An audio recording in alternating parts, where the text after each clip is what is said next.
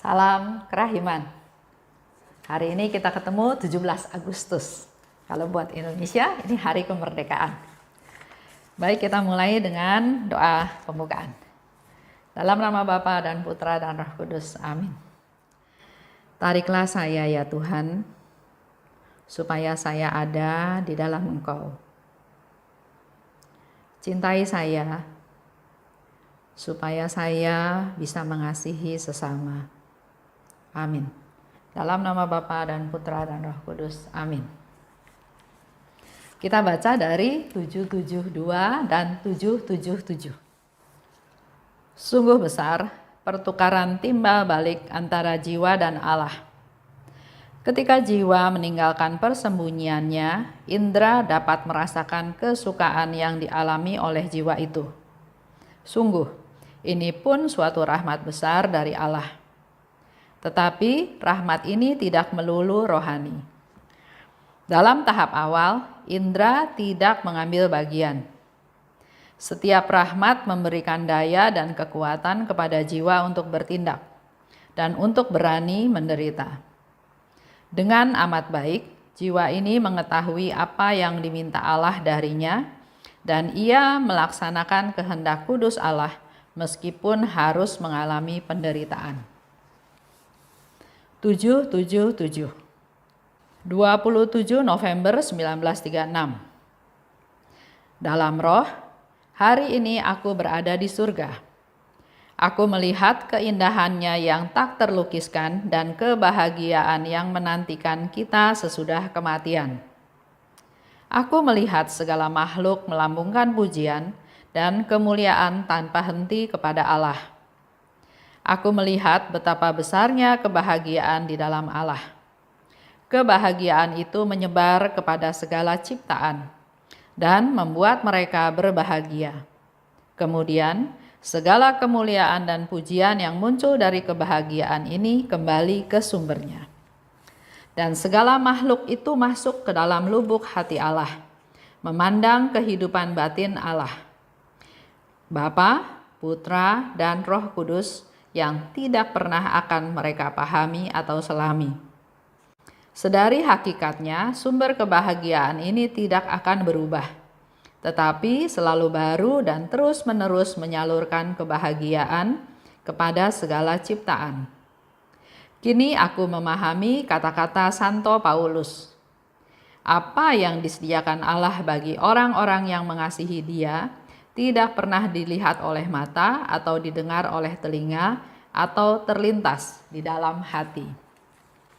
772 bicara tentang persekutuan dengan Allah. Sedangkan 777 bicara tentang keadaan di surga. Setiap rahmat memberikan daya dan kekuatan kepada jiwa untuk bertindak dan berani menderita. Kemarin kita tahu ya, Tuhan memberikan rahmat untuk memberi kita kekuatan, untuk kita ditenangkan, untuk kita dituntun. Hari ini, Suster Faustina ingatkan lagi bahwa setiap rahmat memberikan daya dan kekuatan kepada kita, kepada jiwa, untuk bertindak dan berani menderita. Jadi rahmat itu adalah daya dan kekuatan. Dan rahmat yang kita terima dari Tuhan bukan untuk kepentingan kita sendiri, ya. Bukan untuk kepentingan kita sendiri, tapi untuk kita bertindak, untuk kita berani menderita, artinya untuk orang lain. Gak ada kan orang menderita untuk diri sendiri. Contoh yang gampang kan, suami selingkuh, si istri menderita.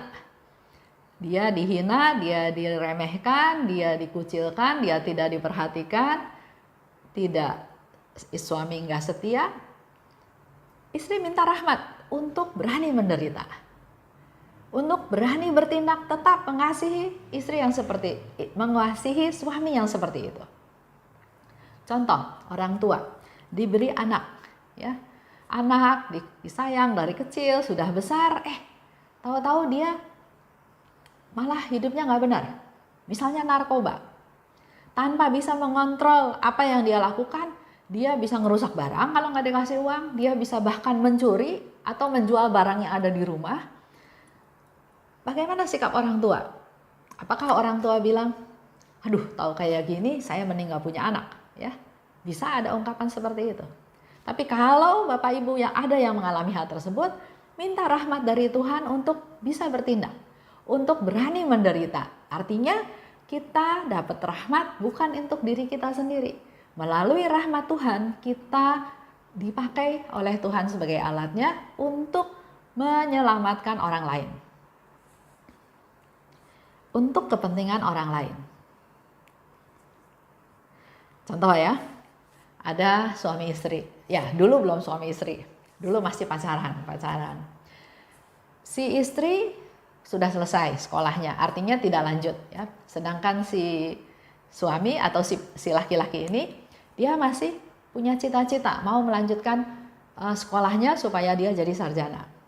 Karena keadaan ekonomi, otomatis si istri berjuang, berusaha bagaimana caranya supaya dia bisa membiayai si pacarnya ini supaya jadi sarjana.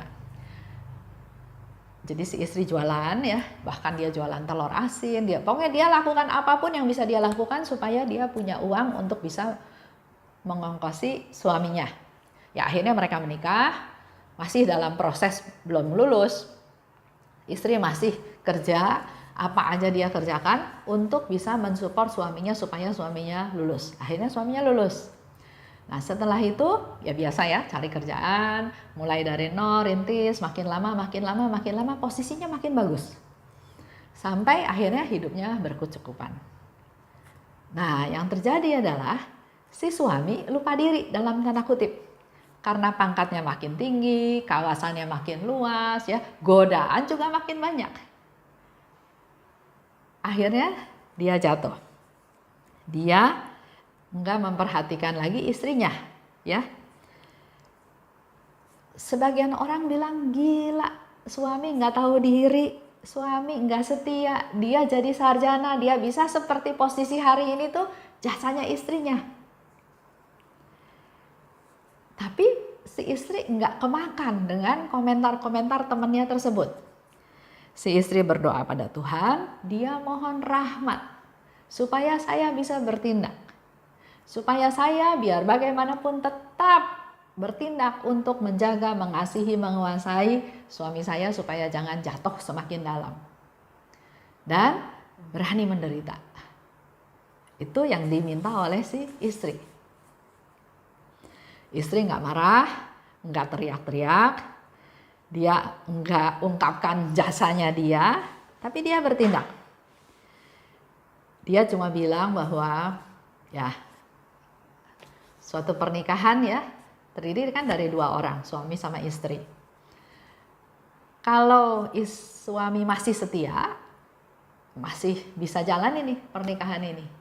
Tapi kalau si suami udah nggak setia, dia juga udah nggak bisa punya kemampuan untuk ikat si suami kemana-mana kan. Apalagi kalau sekarang suaminya sudah punya posisi tinggi, malah mungkin mengacuhkan, kamu siapa? Kamu sekolah cuma sampai SMA, kita nggak sampai jalan pikirannya. Kalau sama si yang perempuan itu kita bisa diskusi, bisa ngobrol karena kita punya pendidikan yang sama dan seterusnya ya. Sehingga dia katakan, kalau kamu mau tetap sama perempuan itu ya sudah, berarti hubungan kita cuma sampai di sini. Tapi saya mau bawa anak-anak saya. Suaminya kaget, kamu mana bisa hidupin anak-anak? Dia bilang, saya akan usaha. Karena nggak mungkin juga anak-anak saya kasih ke kamu. Karena si perempuan itu belum tentu mau urus anak-anak kita. Anak-anak ini tetap jadi anak kamu. Tapi biar saya yang urus. Bagaimana saya menghidupi anak-anak ini itu urusan saya. Anaknya ada 3. Nah di situ dengan lihat sikap istrinya yang mengasihi, mengampuni, memaafkan, memaklumkan dalam tanda kutip, suami malah jadi sadar. Saya ini salah. Saya ini lupa diri. Padahal saya bisa seperti ini karena jasa istri saya. Di situ si istri suami minta maaf. Dan istri berani menderita, istri memaafkan. Apakah dengan gampang kayak gitu aja melupakan peristiwa tersebut? Enggak. Istri itu ingat lagi betapa dia dihianati, betapa dia dicuekin, betapa dia dihianati ya. Tapi dia bilang, dia berdoa sama Tuhan, Tuhan saya rela menderita untuk mempertahankan keluarga ini. Walaupun setiap lihat suaminya dia ingat lagi. Enggak gampang lupa maksudnya ya. Tapi di situ istri bilang saya siap menderita. Jadi rahmat itu dipakai oleh si istri untuk kepentingan suami supaya suaminya sadar dan dia dapat rahmat untuk bisa mengampuni kesalahan suaminya. Lanjut ya. Dikatakan lagi di situ, dengan amat baik jiwa ini mengetahui apa yang diminta Allah darinya. Mengalami sesuatu, contoh si istri ini, jiwa itu tahu bahwa Allah ingin saya mengampuni suami saya. Allah ingin saya menerima penderitaan ini, sakit, dikhianati, dan bertahan, tetap setia. Dan ia melaksanakan kehendak kudus Allah meskipun harus mengalami penderitaan. Seperti yang tadi saya bilang ya, setelah mengampuni, lihat suaminya masih kebayang lagi bagaimana perselingkuhan dia, pengkhianatan dia, tapi selalu dia bilang, Tuhan kasih saya rahmat, saya rela menderita untuk tetap setia, untuk melaksanakan firman-Mu, untuk bisa mengampuni suami ya. Lanjut, 777. Itu terjadi pada tanggal 27 November 1936. Dikatakan oleh Suster Faustina, dalam roh hari ini aku berada di surga. Banyak orang juga tanya, surga itu kayak apa sih? Dan selalu jawaban gampangnya adalah, mana tahu, saya kan belum ke surga. Nah di sini hari ini kita sama-sama diberi satu pencerahan oleh Suster Faustina, apa itu surga atau bagaimana keadaan di surga. Dikatakan oleh Suster Faustina, keindahan yang tak terlukiskan, nggak bisa dilukiskan keindahannya ya. Keindahan yang menantikan kita sesudah kematian. Jadi kalau nanti kita suatu hari mati, kita masuk ke surga, kita bisa merasakan, menikmati, mengalami keindahan tersebut. Jadi kita sebagai orang beriman, nggak usah takut mati. Ya, yang takut mati itu adalah setelah mati kita yakin nggak kita ke surga. Lanjut, di surga itu tadi yang saya katakan ya, indah. Tapi pertanyaan yang menjadi pertanyaan, kita yakin nggak kita masuk ke surga? Oke, kita tunda dulu pertanyaan ini ya, kita lanjut. Di surga itu segala makhluk melambungkan pujian dan kemuliaan tanpa henti. Selalu ada puji-pujian dan kemuliaan. Betapa besarnya kebahagiaan dalam Allah. Itu satu ungkapan, satu cerita, satu gambaran yang Suster Faustina berikan kepada kita. Kita yang masih di dunia, ayo kita berusaha. Kita usahakan, kita rindukan bahagia di dalam Allah. Kalau bahagia di dalam Allah, bayangan saya adalah fokusnya adalah Allah. Saya ada di dalam Allah, ya. Hanya Allah. Kita lupakan, kita abaikan hal-hal yang lain. Allah yang menguasai saya, Allah yang bertahta dalam seluruh kehidupan saya.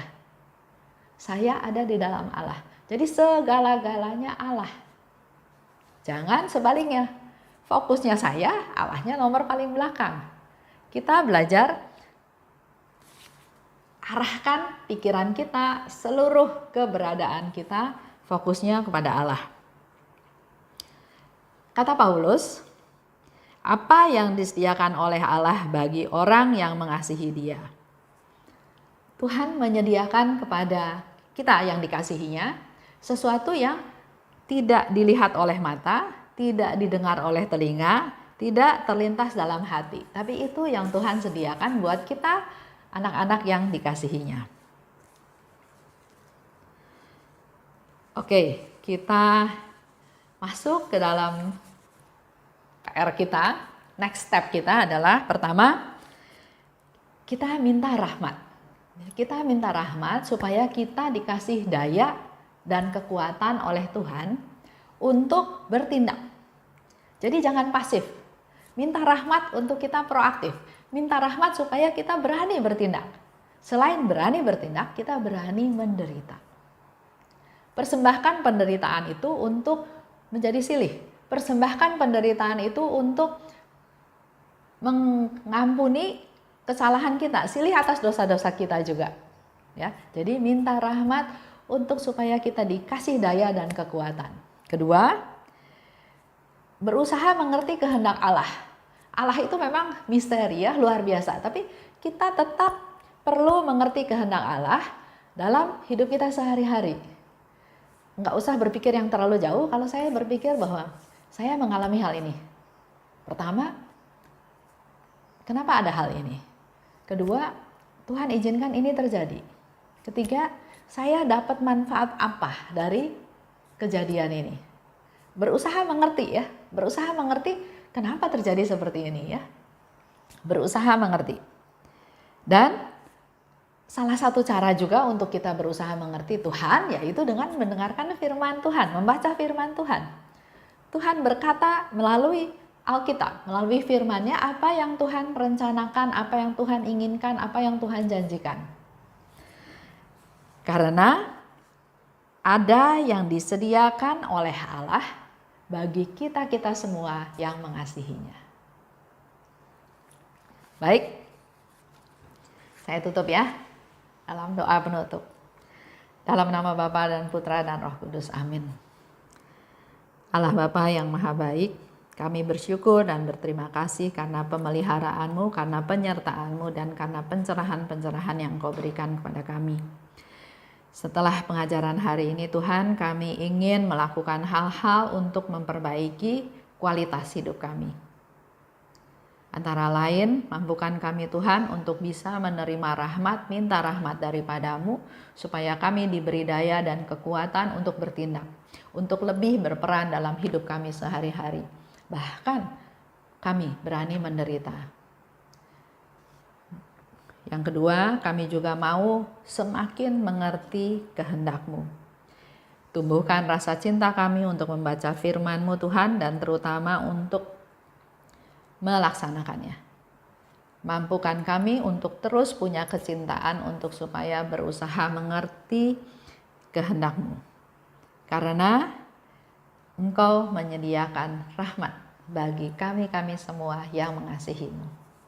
Amin. Dalam nama Bapa dan Putra dan Roh Kudus, amin.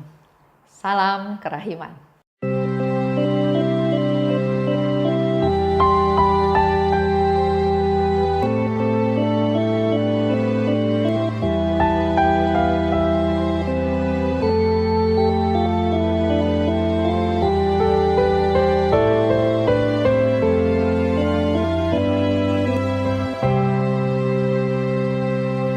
Syukur kepadamu ya Allah,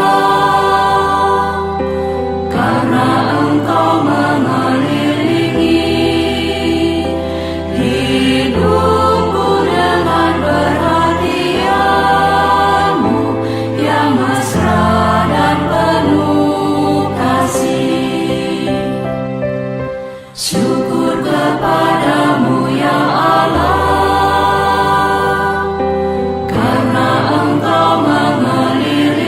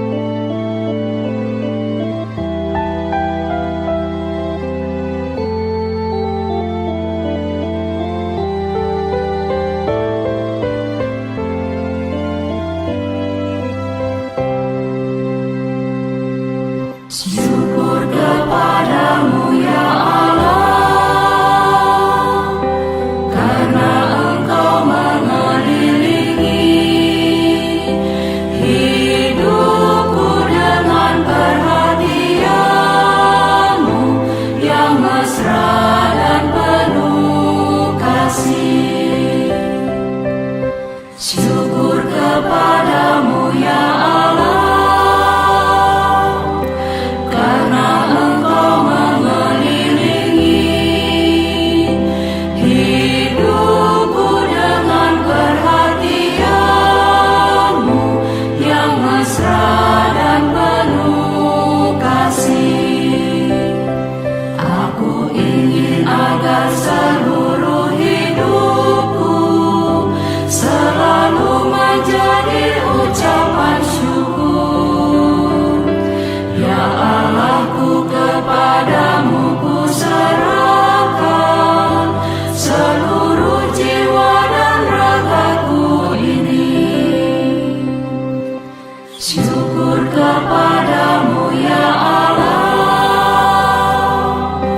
karena Engkau mengelilingi hidup